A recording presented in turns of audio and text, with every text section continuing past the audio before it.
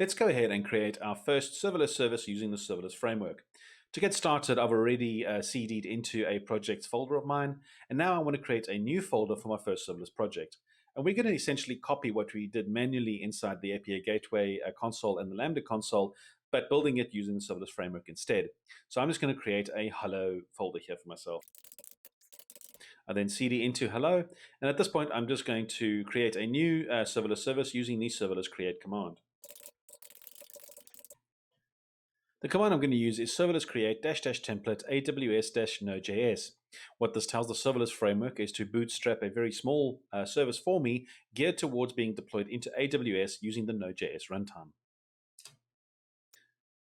After a second or two, my boilerplate is created, and now I'm going to go take a look inside my text editor to continue editing my configuration for my service. I've opened up my text editor within that folder that I created, and I can see that I've got three folders sitting here.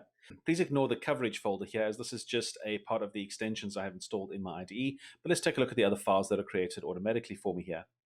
Get ignore is something we may use later, and we can ignore this for now, but this just helps me when I want to use get to store the configuration of my service to ignore the specific temporary directories that are created either by node or by serverless. Handler.js, that sounds slightly familiar to us, and this is where we will be writing our Lambda function code. And the serverless.yaml file is probably the most important file to consider here, and this is where we will be configuring our service to create the API endpoints and so on that we need in a portable and a reliable way. So let's continue with the serverless.yaml file. You can see here there's a lot of commented sections here. I'm just going to skip to the first important line, which is this service hello. This is where we can name our service. I'm going to leave this as a hello, as that is unique enough for our purposes, and continue. In the provider section here, we name the provider that we are deploying to. In this case, we're going to be deploying to AWS, and what the Lambda runtime is going to be for our code, which is Node.js 10 in this case. Continuing down, there's a section in the serverless.yaml file where I can start specifying details about the functions that I'm going to be running. In our case, we already have a handler.js file with the .hello function. The naming here links to the name of the file itself, and I could put this inside directories as well. For example, if I had it defined in this way, that means I could have a folder called source. I could have another folder within that, and I could have this handler file sitting in that functions folder itself, and then this would match. I'm going to leave it relatively simple, so I'm going to take it back out of there, but I could have it that way if I chose to. Just delete those folders. The .hello portion links to the actual function name itself, the hello function here. What you may not see here is how does AWS know how to run the code inside my function? And that is what we're going to add right now. We need to attach an event to our Lambda function so that AWS knows, or the serverless framework knows, how to instruct AWS on how to trigger the code in our Lambda function. So to do that, we're just going to add some additional configuration here. And that's all we need.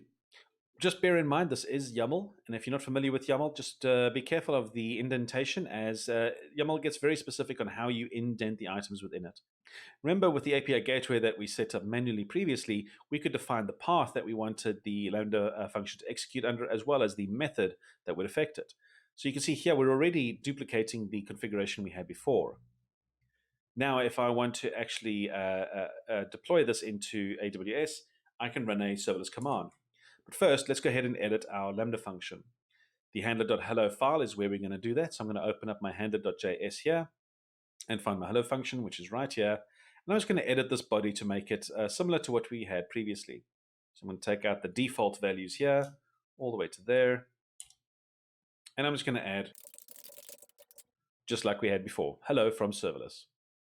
Now we have everything configured for us to deploy, but before we do that in the next video, I'm just going to take a look at some of these events that I've been talking about in our serverless.yaml file.